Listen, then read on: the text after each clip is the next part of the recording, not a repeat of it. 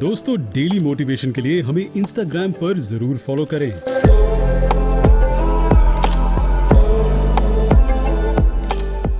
Sir, complex होता है मतलब जब सामने वाले को हम देखते हैं, जो मतलब हमें चाहे हम कितने भी उससे बेटर हो पर फिर भी हमें लगता है कि हम उससे कम है। तो इस कॉम्प्लेक्सिटी की फीलिंग से हम आगे कैसे बढ़ें? आप किसी से ना कम हो ना ज्यादा हो। कुछ चीजों में आप किसी से कम हो, कुछ चीजों में ज्यादा हो। जैसे ही आपका ध्यान जाएगा जिस चीजों में आप कम हो उसकी तरफ, तो आप परेशान होगे, और अगर आपका ध्यान जाएगा जहां पर आप ज्यादा हो उसकी तरफ, तो आप एक्साइटेड हो जाओगे। तो दोनों को ही छोड़ दो। You are unique, don't compare yourself with anyone. एक ऐसा कोट है जो मैंने सुना था जब आप लोगों की एज में मैं था, जिसका मेरी लाइफ के ऊपर बहुत तगड़ा असर हुआ था। उस एक कोटेशन ने मेरी थिंकिंग को एक अलग डायरेक्शन दी थी। That was, live your life today as most people won't, so that you can live the rest of your life as most people can't.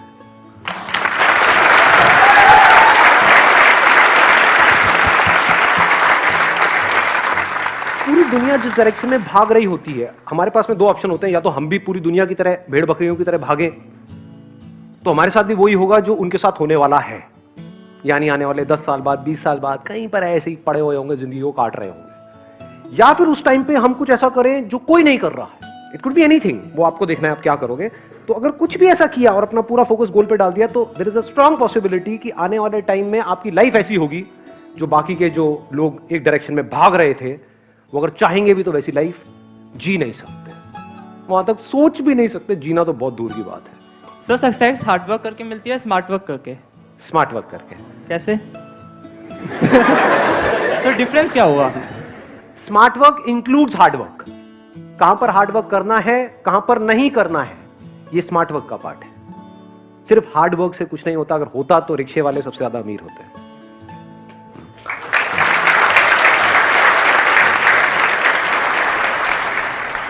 मुझे ये पूछना था, कुछ 2-3 दिन पहले ही मेरे साथ एक चीज़ हुई कि मतलब मेरा अकाउंट्स का पेपर था और मैं एकदम से पहला दिन मैंने वेस्ट कर दिया कि ये ऐसे ऐसे करूँगी, पूरा स्केड्यूल बना लिया कि ये करूँगी, पर कुछ नहीं हुआ। फिर उसके बाद ये मैं गुरुद्वारे गई, वहाँ कुछ टाइम बैठी, फिर उसके बाद आई, सब कुछ हो गया। अब ये है कि अगर उस समय पे मैं ये पास में गुरुद्वारा नहीं होता सपोज, और मैं नहीं गई होती, नहीं तो फिर उस समय क्या होता? एक मिनट चुप रहो। घर में है ना गुरुद्वारा आपके? हाँ, देखो, गुरुद्वारे जब हम जाते हैं तो क्या होता है, हमारा जो माइंड है वो पीसफुल हो जाता है थोड़ी देर के लिए, क्योंकि आप कनेक्ट करते हो गुरुद्वारे से। हो सकता है कोई और मस्जिद से करता है, कोई और मंदिर से करता है। तो जहां पर भी जा करके आपका माइंड रिलैक्स हो जाता है। बहुत सारे लोग मेरा सेशन इसीलिए देखते हैं। मुझे कई लोगों के कमेंट्स मिलते हैं कि सर, जब रात को नींद नहीं आती ना, आपकी वीडियो लगा लेते हैं तो नींद आए। तो मैंने कहा, मेरी वीडियो सोने के लिए देखते हो तुम? इसलिए बनाता हूँ, मतलब मैं लोरी सुना रहा हूँ, क्या कर रहा हूँ? अलग अलग तरह से लोग वीडियोज यूज कर रहे हैं। तो कहने का मतलब है कि वहां पर जब आप जाते हो तो माइंड आपका बिल्कुल पीसफुल हो जाता है। जब माइंड पीसफुल हो जाता है तो that is the best state to be in. उससे बढ़िया और कोई स्टेट नहीं है, क्योंकि उसके बाद खुद ही आपको अंदर से समझ आने लग जाता है कि मेरे सही क्या है, गलत क्या है, और आप लाइफ में सही ट्रैक पे आगे बढ़ने लग जाते हो।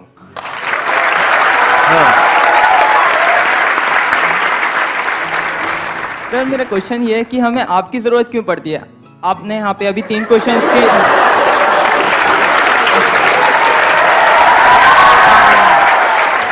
सर आपने अभी यहाँ पे 3 क्वेश्चंस के आंसर दिए और अभी आप बहुत सारे क्वेश्चंस के आंसर दोगे, तो हमारा माइंड इतना क्लियर क्यों नहीं है कि हम अपनी प्रॉब्लम्स का आंसर खुद निकाल सकें? आप अगर कहीं पर जा रहे हो जहां के रास्ते के बारे में आपको कुछ नहीं पता है कि यहाँ पर डेंजर है, ये सही रास्ता है, ये गलत रास्ता है, जैसे कहीं पर जंगल में हो, आप भटके हुए हो और आपको नहीं पता है, तो कोई बंदा जो उस रास्ते पे चल चुका है, अगर उससे आप पूछ रहे हो या समझने की कोशिश कर रहे हो, तो इसको बेवकूफी नहीं कहेंगे, इसको इंटेलिजेंस कहेंगे। क्योंकि 2 तरीके के लोग हैं इस दुनिया में। एक वो जो खुद गलती करते हैं और उससे सीखते हैं, दूसरे वो जो दूसरों की गलती से सीख लेते हैं। वो समझदार है, क्योंकि वो उस काम को 1 साल में कर सकते हैं जो हो सकता है सामने वाले को करने में 20 साल लगे। तो आप 1 साल में वो कर सकते हो, ये तो ज्यादा हो जाएगा, 10 साल में वो कर सकते हो जो मुझे करने में 20 साल लगे। मैंने बहुत कर लिया ना।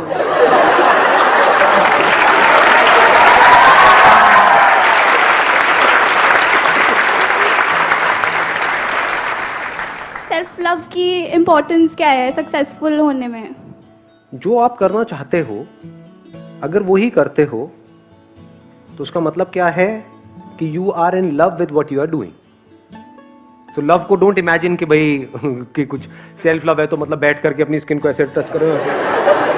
क्या बंदा है, कितना प्यारा है, अरे अरे, तो शीशे में देख रहे हो, निहार रहे हो. That is not self love, that is foolishness. तो what is self love? If you are doing something which you are passionate about, so you are in love with what you are doing. If you are in love with what you are doing, you are bound to succeed.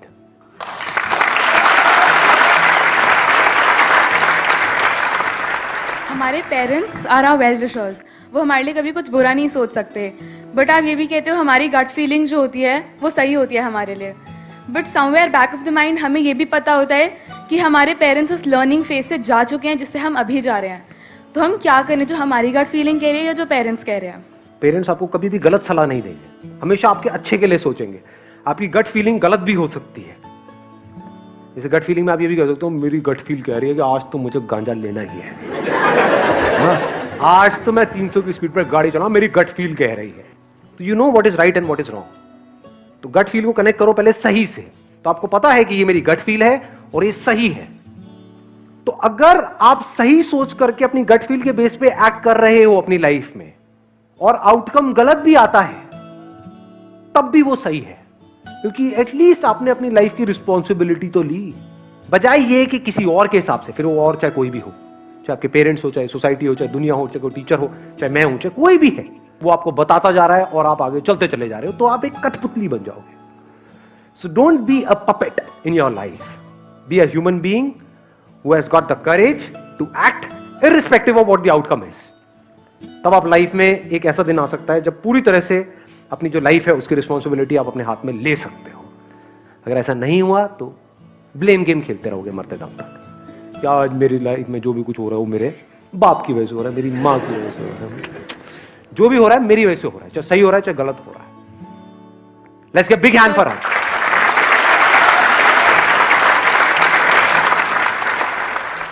Sir मेरा सवाल है कि जैसे कि हम कितने भी अच्छे हों लेकिन जो हमारा गुस्सा होता है ना वो हमारी सारी अच्छाई, जैसे आप कहते हैं तेल लेने चली जाती है. अगर गुस्सा आ जाता है तो हमारी सारी अच्छाई एकदम बेकार हो जाती है.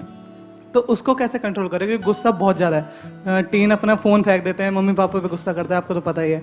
मुझे तो पता ही है, मतलब मेरे बच्चे भी मेरे पे करते हैं. सर ये अगर से सोल्यूशन दे सकते तो sir. I'm just trying to. अरे मैं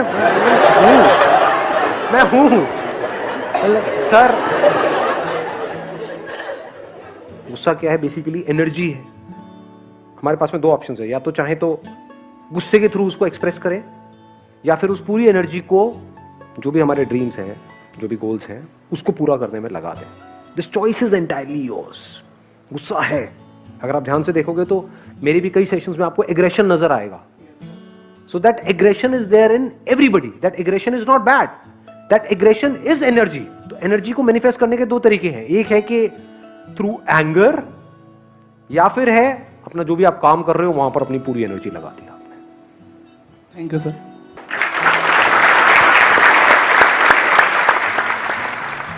हमारी लाइफ में बहुत सारे फेलियर्स होते हैं एंड हम कुछ फेलियर्स होते हैं उनसे हम डील कर सकते हैं, बट बहुत सारे फेलियर्स होते हैं जिनसे हम डील नहीं कर सकते. और उस टाइम पर हम लोग बहुत ज़्यादा डिमोटिवेट हो जाते हैं. उस टाइम पे हमें कहाँ से मोटिवेशन मिलेगा? ऐसा कुछ नहीं है लाइफ में, चाहे कितना भी बड़ा फेलियर हो, चाहे कुछ भी हो जाए, जिससे आप डील नहीं कर सकते. पहले तो जो आपने गलत कहा उसको ठीक करो अपने माइंड में, क्योंकि जैसा हम खुद को बोलते हैं वैसा ही हमारे साथ होने लग जाता है. तो अगर बोलना ही अपने आप को ये बोलो कि अरे फेलियर क्या होता है, कोई भी फेलियर हो, किसी भी लेवल का हो, चाहे कुछ भी हो जाए मेरी लाइफ में, मैं उससे डील कर सकती हूँ. इतना ही बोलना काफी है. यहीं से आपको स्ट्रेंथ मिलने लग जाएगी कुछ भी लाइफ में हो रहा है उससे डील करने की. क्योंकि अगर आप बोलते हो कि हम डील नहीं कर सकते तो उसके बाद में बाहर से चाहे कोई भी कुछ भी करता रहे, मेरे जितने मर्जी सेशंस देख लो, सब कचरा है, सब बकवास है. बाहर से कोई भी आकर कुछ भी बोलता रहे, सब बेकार है. मेरे सेशंस पता है कब काम के हैं आप लोगों के लिए? जब आप यहां पर आए हो, बैठे हो और अपने आप के अंदर ये बोल रहे हो कि हाँ मैं अपने आप को बदल सकता हूं, मैं बदलना चाहता हूं और मैं बदल के रहूंगा. अब मुझे सुन रहे हो तो फायदा है.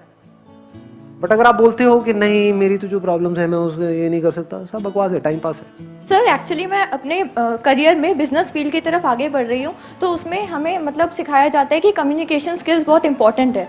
तो मेरी बहुत अच्छी नहीं है कम्युनिकेशन स्किल्स, तो हम उसको कैसे इम्प्रूव कर सकते हैं? जैसे कि मुझे एक प्रोडक्ट बेचना है, तो मैं उसको कैसे इम्प्रूव करूँ कि कस्टमर बहुत जल्दी इम्प्रेस हो जाए कि वो प्रोडक्ट खरीद ले? प्रैक्टिस करते रहो, उसके बारे में सोचने से कम्युनिकेशन स्किल्स इंप्रूव नहीं होती हैं। प्रैक्टिस। सर जैसे मैं कुछ करती हूँ तो फिर मतलब लोग सामने से नेगेटिव कमेंट्स करते हैं कि तू सही नहीं कर रही है, तो मैं डिमोटिवेटेड फील करती हूँ। क्यों? क्योंकि अभी आप एक्चुअल में सही नहीं कर रहे हो। आपने मेरा पहला सेशन देखा है? Yes sir. इतना वाहियात है कि देखोगे तो आंखों से खून के आंसू टपकेंगे। Yes sir.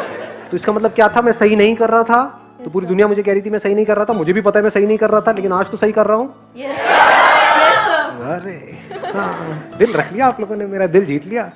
5 मिनट के लिए और चलेगा अब ये सेशन। हाँ।